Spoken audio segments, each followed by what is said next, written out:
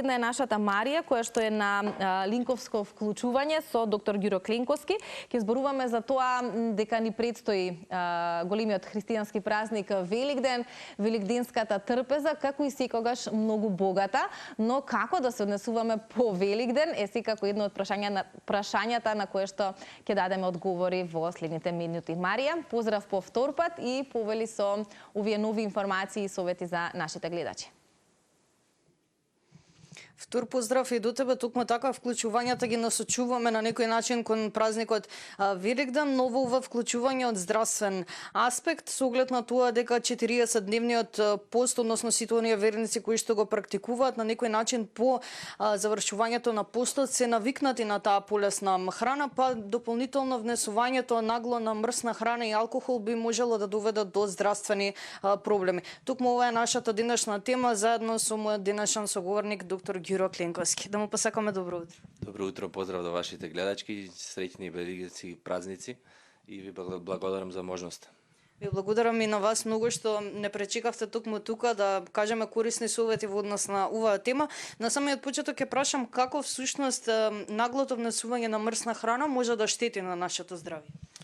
Да, самиот пост си носи своји здравствени придобивки, но секако тука сме ние да алармираме за самиот премин, значи од до постот, значи во нормалното функционирање на самите пациенти. Во секој случај препораките се тој премин на некој начин да биде постепен, бидејќи значи самиот организам, дигестивниот систем на самите пациенти е во фаза на мирување, дигестивните ензими, така да внесувањето на потешки, пообемни, помрсни оброци да биде постепено во текот на следните денови после постот. Што поточно подразбираме по тоа постепено? Што значи нагло, а што постепено? Па во секој случај советите се повеќе помали оброци во текот на денот, да нема преадување во насока на многу мрсна и зачинета храна, особено тоа може да доведе до влошување на здравствената состојба, особено на хроничните пациенти, повозрастните пациенти кои што страдаат од висок крвен притисок, од шеќер, срцеви заболувања, бидејќи самите помасни и посолени оброци може да го зголемат крвниот притисок, да доведат до варијации во самата гликемија, така да постепено внесување, значи во текот на денот, по 1 до 2 јајца, па потоа значи полесни протеини во насока на риба или пилешко и во следните денови значи да биде постепено самото внесување на пообемни и мрсни оброци. Еве напоменавте дека хронично болните лица може да дојдат до повисок крвен притисок, но кои се останатите симптоми за оние кои што не се хронично болни? Дали тоа нагло внесување на мрсна храна би можело да дојде плюс до повраќање, можеби болки во стомакот? Да, секако, значи самото преадување може да доведе до дигестивни и метаболни нарушувања.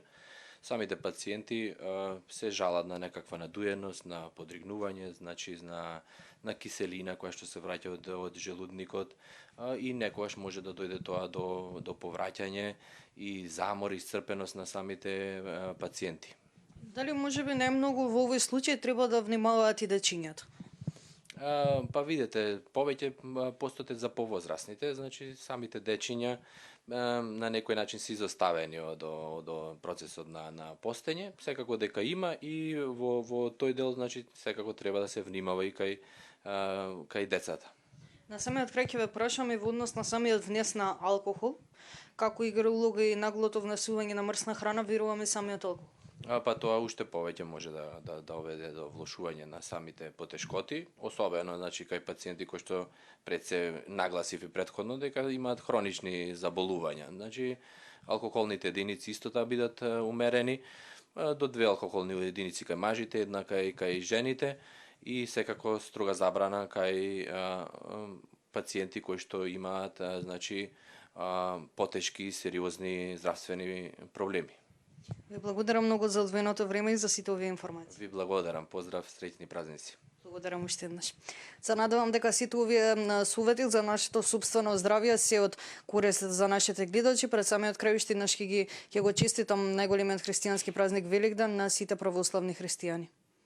Така е, Марија, и ние тимски се надоврзуваме кон овие честитки. Ни предстои навистина еден од најголемите христијански празници, но да бидеме паметни и да се храниме балансирано, како што и пред малку ние споделивме со моите гости во утринската тема.